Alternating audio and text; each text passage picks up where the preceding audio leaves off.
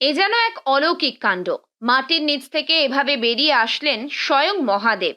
ভরে পড়লেন গ্রামের মহিলা, বললেন বহু বছর ধরে ক্ষুধার্ত রয়েছেন তিনি, তাই দেওয়া হোক খেতে। এমনই ঘটনার সাক্ষী থাকলো ঠাকুরনগর দক্ষিণ পাড়া এলাকার মানুষজন। শুধু তাই নয়, ভগবান শিব তার নিজের মন্দির তৈরিরও আদেশ দিলেন। গর্ত খুঁজেছিলাম, তাই গর্ত খুঁজতে খুঁজে আমি গেছি, তারপরে মাথায় দিয়ে ওইটা বাঁধিছে। তা দেখা যাচ্ছে শামাকের মতন, তারপরে হাত দিয়ে দেখছে যা শামাক না। তারপর আমরা সাইডে বড় একটা কপ দিছি, এবার একটা চাং ফেলাই দিছি, আর দেখা গেছে তখন স্পষ্ট। তাই কইছে তাই শিগগিরি ই কর, অন্য অন্য মেয়ে ছেলেকে ডাক। তখন এই আমাকে যেখানে মেয়ে ছেলেকে ডাকছে ফোন করে ডাকে, তাকে ডাকছে, এবার তারা সবাই আসছে। স্থানীয়দের সঙ্গে কথা বলে জানা যায়, ওই এলাকায় প্রায় বেশ কিছু বছর আগে একটি মন্দির থাকলেও বন্ধ হয়ে গিয়েছিল পুজো। আর তাই নিজের পুজো পেতে মাটি ফুঁড়ে বেরিয়ে এলেন মহাদেব স্বয়ং। শিবলিঙ্গের সামনেই গ্রামের স্থানীয় এক মহিলা ভরে পড়েন। আর সেই মহিলার মধ্যে দিয়েই ভোলেনাথ গ্রামবাসীদের আবারও পুজো শুরু করার নির্দেশ দেন। এমনই অলৌকিক ঘটনার সাক্ষী থাকলো ঠাকুরনগরের কারোলা দক্ষিণ পাড়া গ্রামের মানুষ। আমাদের এখানে চড়ক চড়ক পুজো হতো। সেই পুজোটাই প্রায় 6-7 বছর বন্ধ হয়ে গেছে। এখন আমরা অন্য অন্য ঠাকুরে পূজা করি, আমাদের ঠাকুরনগর শ্রীধাম ঠাকুর বাড়ি যাই। এখানে রামবাবুর জন ওরা মিলে এখানে কাজ করছে, গাছ পুঁতবে। গাছ পোঁতার সময় ওরা এই গর্ত খুঁজেছে, গর্ত খোঁজার পরে ওইটা ওই শিকড় টিকড় কাটার পরে ওইটা বেঁধে গেছে। তখন ওরা সবাইকে ডাকলো, তোমরা আসো দেখে যাও এখানে একটা কি। আর আমরা সবাই উলুধ্বনি দিচ্ছি। আমাদের সবার ইচ্ছা এখানে একটা মন্দির হলে ভালো, কারণ ঠাকুর খুব পজিশন মতোই বসেছে। আর এই ঘটনার পর থেকেই গ্রামের মহিলারা জানান তারা বাবাকে গ্রামেই রেখে দিতে চান।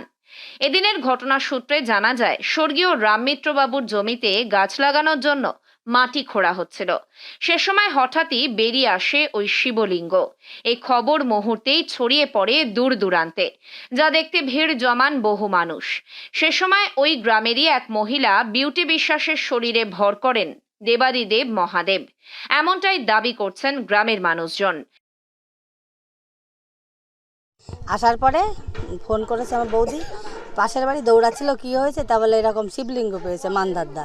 তা আমরাও সেরকমভাবে দৌড়িয়ে আসার সঙ্গে সঙ্গে এবার দেখে আমি একটু প্রণাম টোনাম করতে থাকি। প্রণাম করার পরে তখন কি হয় না হয়, ভর কি করে পড়ে সে তো আর নিজের ভিতরে অনুভব করতে পারি না। হয়তো কিছু কিছু কথা মনে থাকে, কিন্তু একটা ভক্তির ব্যাপার আছে। আমি ভক্তি করি, শ্রদ্ধা করি ওনাকে। আমি মোটামুটি আমার আদিগুরু মনে করি। এত আনন্দ মানে কি বলবো। এরপর তারই মাধ্যমে ভোলে বাবা জানান তিনি অনেক ক্ষুধার্ত, তাকে খেতে দেওয়া হোক। 10 বছর আগে যে পুজো বন্ধ হয়ে গিয়েছে তা আবারও চালু করুক গ্রামের মানুষেরা। সেই সময়ের ভিডিও ক্যামেরা বন্দি করে রাখেন গ্রামের কয়েকজন। আর তারপর থেকেই রাতারাতি টিনের ছাউনি দিয়ে তৈরি করা হয়েছে মন্দির। পুরনো, আর এটা সেইভাবে মানে পাথরের। আর এখন তো টিমেন্টের অনেক কিছু অনেকে বিক্রি। হ্যাঁ, গ্রামবাসীরা এখন চাচ্ছে যে এইখানে আমরা পুজো করব, আমরা করব না। কারণ এরা বলছে, এই বাবা বলেছেন ভরে যে আমাদের এখানটা কিন্তু করোনা হয়নি, অনেক কিছু থেকে রক্ষা করি। আমরা এই জায়গা দেবো, আমাদের স্বপ্নে পাওয়া আছে। এখানে কালীর বেলগাছ আছে, সেখানে এরারে পুজো করে গ্রামের লোকেই। স্থানীয়দের উদ্যোগেই শুরু হয়েছে পুজো পাঠ। এখন দূর দূরান্ত থেকে মানুষজন আসছেন বাবার কাছে পুজো দিতে। গ্রামবাসীরা এখন স্থায়ী শিব মন্দির গড়ে বাবাকে পুজো দেওয়ার তোড়জোড় শুরু করেছেন। উত্তর 24 পরগনা থেকে রুদ্রনারায়ণ রায়ের রিপোর্ট, লোকাল 18 বাংলা।